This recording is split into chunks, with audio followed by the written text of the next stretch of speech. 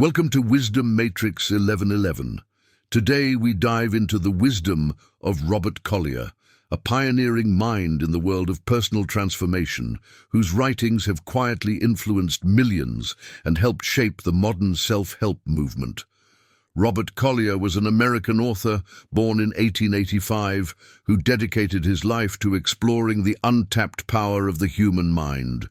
Much like contemporaries such as Napoleon Hill and Wallace D. Wattles, Collier's work belongs to the New Thought movement, a philosophy emphasizing the power of the mind, visualization, and belief in shaping reality. He wrote extensively on practical psychology, success principles, prosperity, and the use of creative imagination. His writings continue to influence modern self-help literature, and many of his concepts still echo in works like The Secret and other teachings about the law of attraction. One of his most important works, The Secret of the Ages, was first published in 1926. It's Collier's most famous and enduring work. In it, Collier sets out what he saw as universal principles of achievement, abundance, and fulfillment. In this episode, we focus on one especially powerful chapter from this timeless classic, The Genie of Your Mind. Collier introduces a profound concept, that your mind holds a hidden, almost magical force, a genie capable of bringing to life whatever you consistently think about. Collier likens the subconscious mind to a genie waiting for instructions. Whatever you impress upon it, through belief, imagination, and repetition, will be carried out. Whether those thoughts are of success or failure, abundance or lack, your genie sets to work, bringing them into reality. By learning to command your inner genie with purpose, clarity, and belief, you can reshape your life from the inside out. So let's dive into Robert Collier's The Genie of Your Mind. The genie of your mind. It matters not how straight the gate, how charged with punishment the scroll. I am the master of my fate. I am the captain of my soul. Henley. First came the Stone Age, when life was for the strong of arm or the fleet of foot. Then there was the Iron Age, and while life was more precious, still the strong lorded it over the weak. Later came the Golden Age, and riches took the place of strength, but the poor found little choice between the slave drivers' whips of olden days and the grim weapons of poverty and starvation.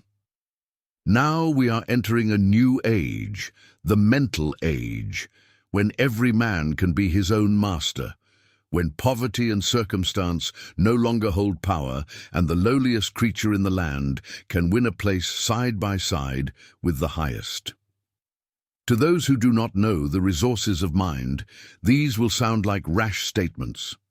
But science proves beyond question that in the wellsprings of every man's mind are unplumbed depths, undiscovered deposits of energy, wisdom, and ability. Sound these depths, bring these treasures to the surface, and you gain an astounding wealth of new power. From the rude catamaran of the savages to the giant liners of today, carrying their thousands from continent to continent, is but a step in the development of mind. From the lowly caveman, cowering in his burrow in fear of lightning or fire or water, to the engineer of today, making servants of all the forces of nature, is but a measure of difference in mental development.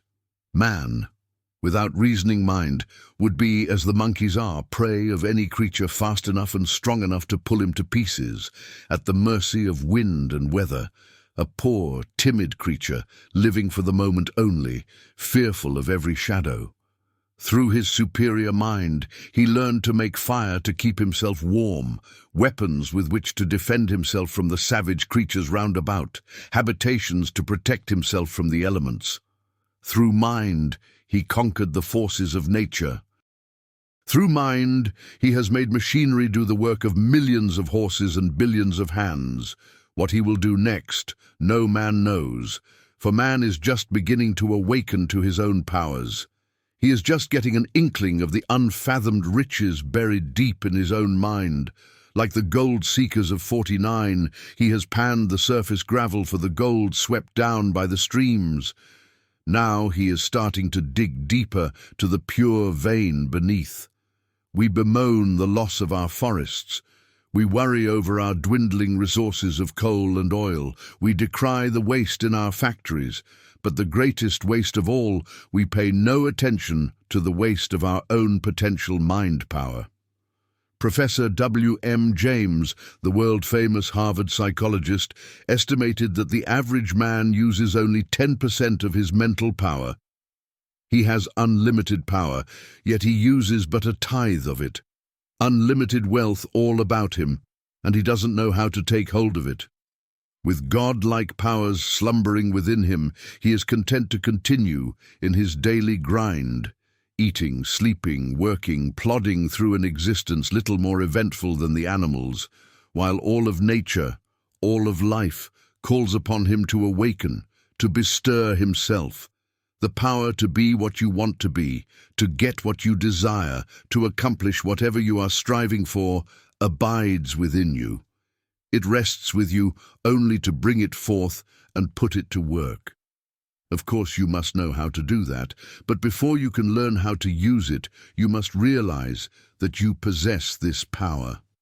So our first objective is to get acquainted with this power.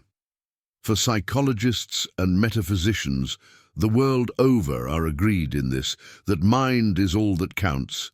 You can be whatever you make up your mind to be. You need not be sick, you need not be unhappy, you need not be poor, you need not be unsuccessful. You are not a mere clod. You are not a beast of burden, doomed to spend your days in unremitting labor in return for food and housing. You are one of the lords of the earth, with unlimited potentialities. Within you is a power which, properly grasped and directed, can lift you out of the rut of mediocrity and place you among the elect of the earth, the lawyers, the writers, the statesmen, the big businessmen, the doers, and the thinkers. It rests with you only to learn to use this power which is yours, this mind which can do all things. Your body is for all practical purposes merely a machine which the mind uses. This mind is usually thought of as consciousness, but the conscious part of your mind is in fact the very smallest part of it. 90% of your mental life is subconscious, so when you make active use of only the conscious part of your mind, you are using but a fraction of your real ability. You are running on low gear. And the reason why more people do not achieve success in life is because so many of them are content to run on low gear all their lives, on surface energy. If these same people would only throw into the fight the resistless force of their subconscious minds, they would be amazed at their undreamed-of capacity for winning success. Conscious and subconscious are, of course, integral parts of the one mind. But for convenience sake, let us divide your mind into three parts: the conscious mind, the subconscious mind, and the infinite, subliminal, or universal mind. The conscious mind. When you say, I see, I hear, I smell, I touch, it is your conscious mind that is saying this, for it is the force governing the 5 physical senses. It is the phase of mind with which you feel and reason, the phase of mind with which everyone is familiar. It is the mind with which you do business. It controls, to a great extent, all your voluntary muscles. It discriminates between right and wrong, wise and foolish. It is the generalissimo, in charge of all your mental forces. It can plan ahead and get things done as it plans. Or it can drift along haphazardly, a creature of impulse, at the mercy of events, a mere bit of flotsam in the current of life. For it is only through your conscious mind that you can reach the subconscious and the universal mind. Your conscious mind is the porter at the door, the watchman at the gate. It is to the conscious mind that the subconscious looks for all its impressions. It is on it that the subconscious mind must depend for the teamwork necessary to get successful results. You wouldn't expect much from an army, no matter how fine its soldiers, whose general never planned ahead, who distrusted his own ability and that of his men, and who spent all his time worrying about the enemy instead of planning how he might conquer them. You wouldn't look for good scores from a ball team whose pitcher was at odds with the catcher. In the same way, you can't expect results from the subconscious when your conscious mind is full of fear or worry, or when it does not know what it wants. The one most important province of your conscious mind is to center your thoughts on the thing you want, and to shut the door on every suggestion of fear or worry or disease. If you once gain the ability to do that, nothing else is impossible to you. For the subconscious mind does not reason inductively. It takes the thoughts you send into it and works them out to their logical conclusion. Send to it thoughts of health and strength, and it will work out health and strength in your body. Let suggestions of disease, fear of sickness or accident penetrate to it, either through your own thoughts or the talk of those around you, and you are very likely to see the manifestation of disease working out in yourself. Your mind is master of your body. It directs and controls every function of your body. Your body is in effect a little universe in itself, and mind is its radiating center, the sun which gives light and life to all your system, and around which the whole revolves. And your conscious thought is master of this sun center. As Emile Coué puts it, the conscious can put the subconscious mind over the hurdles. The subconscious mind. Can you tell me how much water, how much salt, how much of each different element there should be in your blood to maintain its proper specific gravity if you are leading an ordinary sedentary life? How much and how quickly these proportions must be changed if you play a fast game of tennis, or run for your car, or chop wood, or indulge in any other violent exercise? Do you know how much water you should drink to neutralize the excess salt in salt fish? How much you lose through perspiration? Do you know how much water, how much salt, how much of each different element in your food should be absorbed into your blood each day to maintain perfect health? No? Well, it need not worry you. Neither does anyone else. Not even the greatest physicists and chemists and mathematicians. But your subconscious mind knows. And it doesn't have to stop to figure it out. It does it almost automatically. It is one of those lightning calculators.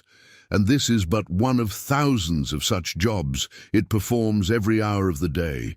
The greatest mathematicians in the land, the most renowned chemists, could never do in a year's time the abstruse problems which your subconscious mind solves every minute.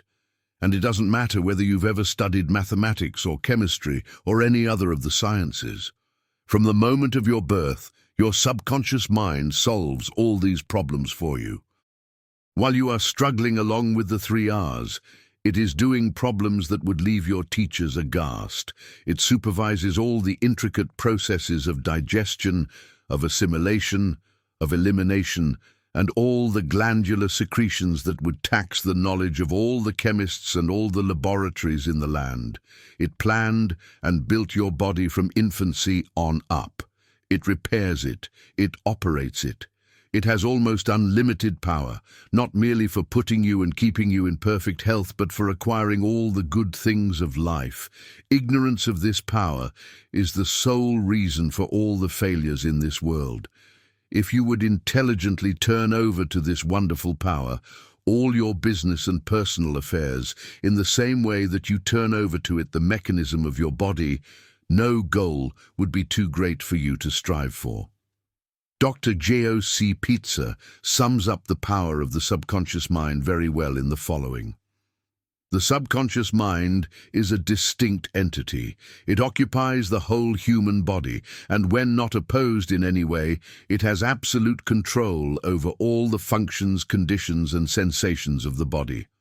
While the objective conscious mind has control over all of our voluntary functions and motions, the subconscious mind controls all of the silent, involuntary, and vegetative functions.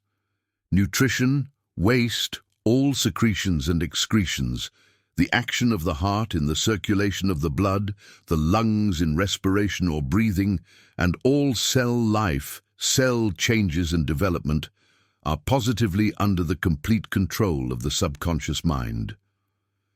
This was the only mind animals had before the evolution of the brain, and it could not, nor can it yet, reason inductively, but its power of deductive reasoning is perfect. And more, it can see without the use of physical eyes. It perceives by intuition. It has the power to communicate with others without the aid of ordinary physical means. It can read the thoughts of others. It receives intelligence and transmits it to people at a distance. Distance offers no resistance against the successful missions of the subconscious mind. It never dies. We call this the soul mind. It is the living soul. In Practical Psychology and Sex Life by David Bush, Dr. Winbigler is quoted as going even further. To quote him, "It is this mind that carries on the work of assimilation and upbuilding whilst we sleep. It reveals to us things that the conscious mind has no conception of until the consummations have occurred. It can communicate with other minds without the ordinary physical means. It gets glimpses of things that ordinary sight does not behold. It makes God's presence an actual, realizable fact and keeps the personality in peace and quietness. It warns of approaching danger. It approves or disapproves of a course of conduct and conversation. It carries out all the best things which are given to it, providing the conscious mind does not intercept and change the course of its manifestation. It heals the body and keeps it in health if it is at all encouraged. It is, in short, the most powerful force in life, and when properly directed, the most beneficent. But like a live electric wire, its destructive force is equally great. It can be either your servant or your master. It can bring to you evil or good. The Reverend William T. Walsh, in a new book just published, explains the idea very clearly. The subconscious part in us is called the subjective mind, because it does not decide and command. It is a subject rather than a ruler. Its nature is to do what it is told, or what really in your heart of hearts you desire. The subconscious mind directs all the vital processes of your body. You do not think consciously about breathing. Every time you take a breath, you do not have to reason, decide, command. The subconscious mind sees to that. You have not been at all conscious that you have been breathing while you have been reading this page, so it is with the mind and the circulation of blood. The heart is a muscle like the muscle of your arm. It has no power to move itself or to direct its action. Only mind, only something that can think, can direct our muscles, including the heart.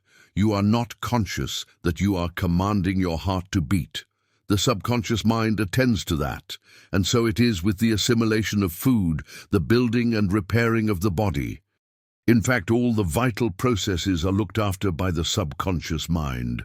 Man lives and moves and has his being in this great subconscious mind. It supplies the intuition that so often carries a woman straight to a point that may require hours of cumbersome reasoning for a man to reach. Even in ordinary everyday affairs, you often draw upon its wonderful wisdom, but you do it in an accidental sort of way, without realizing what you are doing. Consider the case of blind Tom. Probably you've heard or read of him. You know that he could listen to a piece of music for the first time and go immediately to a piano and reproduce it. People call that abnormal. But as a matter of fact, he was in this respect more normal than any of us. We are abnormal because we cannot do it. Or consider the case of these lightning calculators, of whom one reads now and then. It may be a boy 7 or 8 years old, but you can ask him to divide 7,649.437 by 326.2568, and he'll give you the result in less time than it would take you to put the numbers down on a piece of paper. You call him phenomenal, yet you ought to be able to do the same yourself. Your subconscious mind can. Dr. Hudson, in his book, The Law of Psychic Phenomena, tells of numerous such prodigies. Here are just a few instances. Of mathematical prodigies, there have been upwards of a score whose calculations have surpassed in rapidity and accuracy those of the greatest educated mathematicians. These prodigies have done their greatest feats while but children from 3 to 10 years old.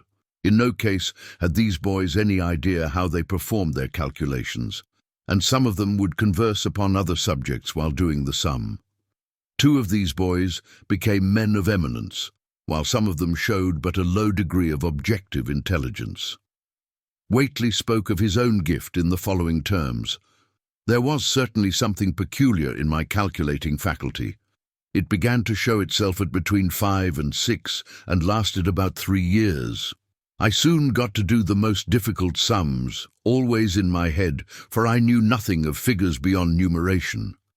I did these sums much quicker than anyone could upon paper, and I never remember committing the smallest error.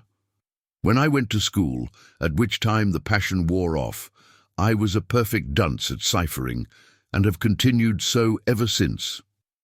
Professor Safford became an astronomer. At the age of 10, he worked correctly a multiplication sum whose answer consisted of 36 figures. Later in life, he could perform no such feats. Benjamin Hall Blyth, at the age of 6, asked his father at what hour he was born. He was told that he was born at 4 o'clock. Looking at the clock to see the present time, he informed his father of the number of seconds he had lived. His father made the calculation and said to Benjamin, "You are wrong 172,000 seconds." The boy answered, "Oh, Papa, you have left out 2 days for the leap years 1820 and 1824, which was the case. Then there is the celebrated case of Zera Colburn, of whom Dr. Schofield writes, "Zera Colburn could instantaneously tell the square root of 106,929 as 327, and the cube root of 268,336,125 as 645. Before the question of the number of minutes in 48 years could be written, he said 25,228,810. He immediately gave the factors of 247,483 as 941 and 263, which are the only two, and being asked then for those of 36,083, answered none. It is a prime number. He could not tell how the answer came into his mind. He could not on paper do simple multiplication or division. The time will come when, as H.G. Wells visioned in his Men Like Gods, schools and teachers will no longer be necessary except to show us how to get in touch with the infinite knowledge our subconscious minds possess from infancy. "The smartest man in the world," says Dr. Frank Crane in a recent article in Liberty, "is the man inside. By the man inside, I mean that other man within each one of us that does most of the things we give ourselves credit for doing. You may refer to him as nature or the subconscious self, or think of him merely as a force or a natural law, or if you are religiously inclined, you may use the term God. I say he is the smartest man in the world. I know he is infinitely more clever and resourceful than I am, or than any other man is that I ever heard of. When I cut my finger, it is he that calls up the little phagocytes to come and kill the septic germs that might get into the wound and cause blood poisoning. It is he that coagulates the blood, stops the gash, and weaves the new skin. I could not do that. I do not even know how he does it. He even does it for babies that know nothing at all. In fact, does it better for them than for me. No living man knows enough to make toenails grow, but the man inside thinks nothing of growing nails and teeth and thousands of hairs all over my body, long hairs on my head and little fuzzy ones over the rest of the surface of the skin. When I practice on the piano, I am simply getting the business of piano playing over from my conscious mind to my subconscious mind. In other words, I am handing the business over to the man inside. Most of our happiness, as well as our struggles and misery, comes from this man inside. If we train him in ways of contentment, adjustment, and decision, he will go ahead of us like a well-trained servant and do for us easily most of the difficult tasks we have to perform. Dr. Jung, celebrated Viennese specialist, claims that the subconscious mind contains not only all the knowledge that it has gathered during the life of the individual, but that in addition it contains all the wisdom of past ages. That by drawing upon its wisdom and power, the individual may possess any good thing of life, from health and happiness to riches and success. You see, the subconscious mind is the connecting link between the Creator and ourselves, between universal mind and our conscious mind. It is the means by which we can appropriate to ourselves all the good gifts, all the riches and abundance which universal mind has created in such profusion. Berthelot, the great French founder of modern synthetic chemistry, once stated in a letter to a close friend that the final experiments, which led to his most wonderful discoveries, had never been the result of carefully followed and reasoned trains of thought, but that, on the contrary, they came of themselves, so to speak, from the clear sky. Charles M. Barrows, in Suggestion Instead of Medicine, tells us that if man requires another than his ordinary consciousness to take care of him while asleep, not less useful is this same psychical provision when he is awake. Many persons are able to obtain knowledge which does not come to them through their senses in the usual way, but arrives in the mind by direct communication from another conscious intelligence, which apparently knows more of what concerns their welfare than their ordinary reason does. I have known a number of persons who, like myself, could tell the contents of letters in their mail before opening them. Several years ago, a friend of mine came to Boston for the first time, arriving at what was then the Providence Railroad Station in Park Square. He wished to walk to the Lowell station on the opposite side of the city. Being utterly ignorant of the streets as well as the general direction to take, he confidently set forth without asking the way and reached his destination by the most direct path. In doing this, he trusted solely to instinctive guidance, as he called it, and not to any hints or clues obtained through the senses. The geniuses of literature, of art, commerce, government, politics, and invention are, according to the scientists, only ordinary men, like you and me, who have learned somehow, some way, to draw upon their subconscious minds. Sir Isaac Newton is reported to have acquired his marvelous knowledge of mathematics and physics with no conscious effort.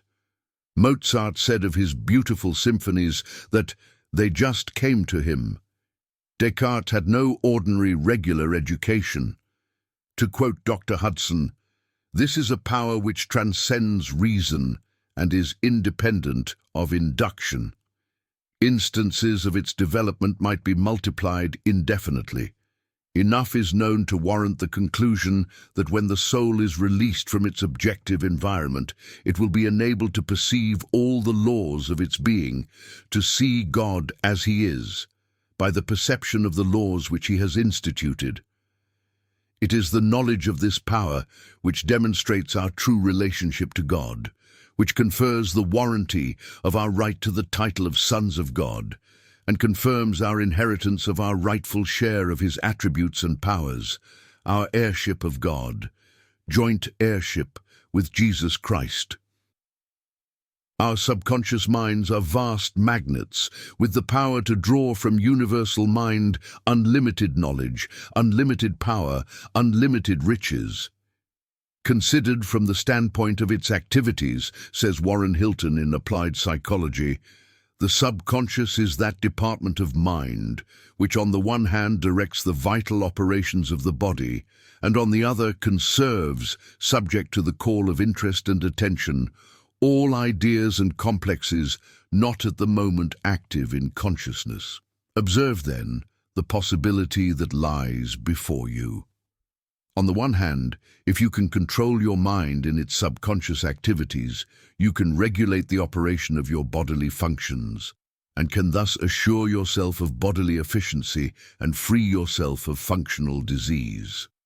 On the other hand, if you can determine just what ideas shall be brought forth from subconsciousness into consciousness, you can thus select the materials out of which will be woven your conscious judgments, your decisions, and your emotional attitudes. To achieve control of your mind is then to attain A, health, B, success, and C, happiness. Few understand or appreciate, however, that the vast storehouse of knowledge and power of the subconscious mind can be drawn upon at will. Now and then, through intense concentration or very active desire, we do accidentally penetrate to the realm of the subconscious and register our thought upon it. Such thoughts are almost invariably realized. The trouble is that as often as not it is our negative thoughts, our fears, that penetrate, and these are realized just as surely as the positive thoughts. What you must manage to do is learn to communicate only such thoughts as you wish to see realized to your subconscious mind, for it is exceedingly amenable to suggestion. You have heard of the man who was always bragging of his fine health and upon whom some of his friends decided to play a trick. The first one he met one morning commented upon how badly he looked and asked if he weren't feeling well. Then all the others, as they saw him, made similar remarks.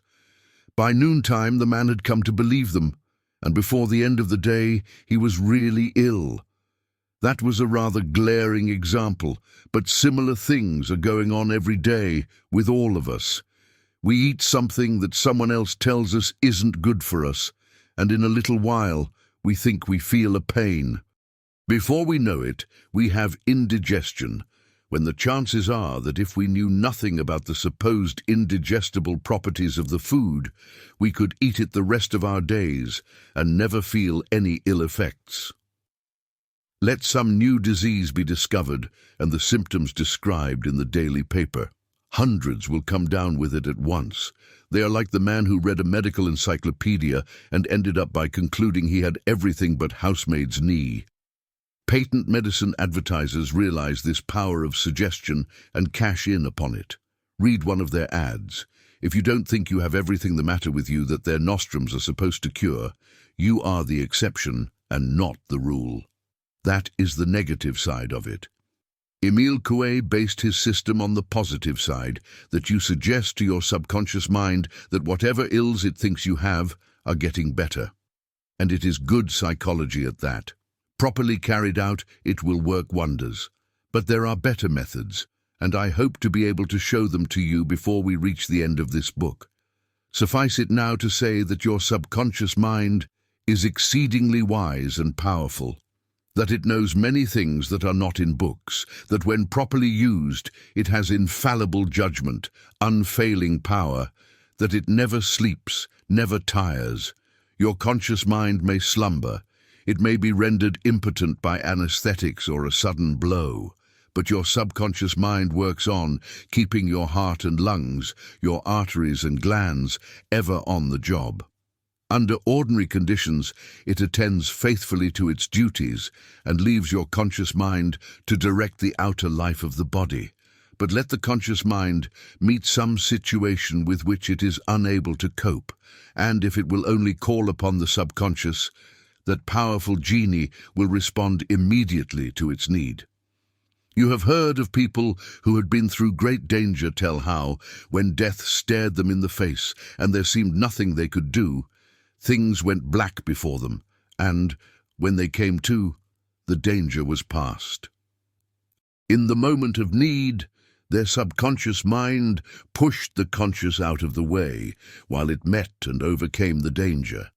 Impelled by the subconscious mind, their bodies could do things absolutely impossible to their ordinary conscious selves.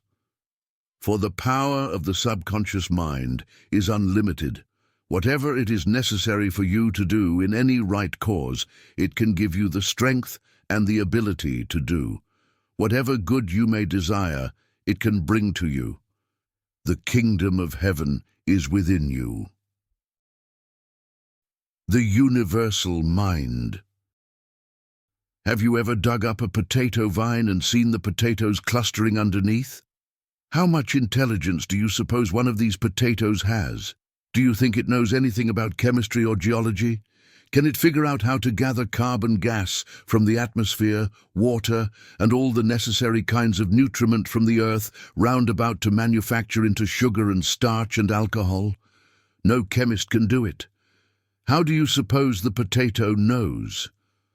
Of course it doesn't, it has no sense. Yet it does all these things. It builds the starch into cells, the cells into roots and vines and leaves and into more potatoes. Just old Mother Nature, you'll say. But old Mother Nature must have a remarkable intelligence if she can figure out all these things that no human scientist has ever been able to figure out. There must be an all-pervading intelligence behind Mother Nature, the intelligence that first brought life to this planet, the intelligence that evolved every form of plant and animal, that holds the winds in its grasp, that is all-wise, all-powerful. The potato is but one small manifestation of this intelligence. The various forms of plant life, of animals, of man, all are mere cogs in the great scheme of things. But with this difference, that man is an active part of this universal mind, that he partakes of its creative wisdom and power, and that by working in harmony with universal mind, he can do anything, have anything, be anything. There is within you, within everyone, this mighty resistless force with which you can perform undertakings that will dazzle your reason, stagger your imagination. There constantly resides within you a mind that is all-wise, all-powerful, a mind that is entirely apart from the mind which you consciously use in your everyday affairs, yet which is one with it. Your subconscious mind partakes of this wisdom and power, and it is through your subconscious mind that you can draw upon it in the attainment of anything you may desire. When you can intelligently reach your subconscious mind, you can be in communication with the universal mind. Remember this, the universal mind is omnipotent. And since the subconscious mind is part of the universal mind, there is no limit to the things which it can do when it is given the power to act. Any desire that is in harmony with the universal mind, you have but to hold in your thought to attract from the invisible domain the things you need to satisfy it. For mind does its building solely by the power of thought. Its creations take form according to its thought. Its first requisite is a mental image, and your desire held with unswerving purpose will form that mental image. An understanding of this principle explains the power of prayer. The results of prayer are not brought about by some special dispensation of providence. God is not a finite being to be cajoled or flattered into doing as you desire. But when you pray earnestly, you form a mental image of the thing that you desire, and you hold it strongly in your thought. Then, the universal intelligence, which is your intelligence, omnipotent mind, begins to work with and for you, and this is what brings about the manifestation that you desire. The universal mind is all around you. It is as all-pervading as the air you breathe. It encompasses you with as little trouble as the water in the sea encompasses the fish. Yet it is just as thoroughly conscious of you as the water would be, were it intelligent, of every creature within it. Are not 2 sparrows sold for a farthing? And one of them shall not fall on the ground without your Father, but the very hairs of your head are all numbered. Fear ye not, therefore, ye are of more value than many sparrows.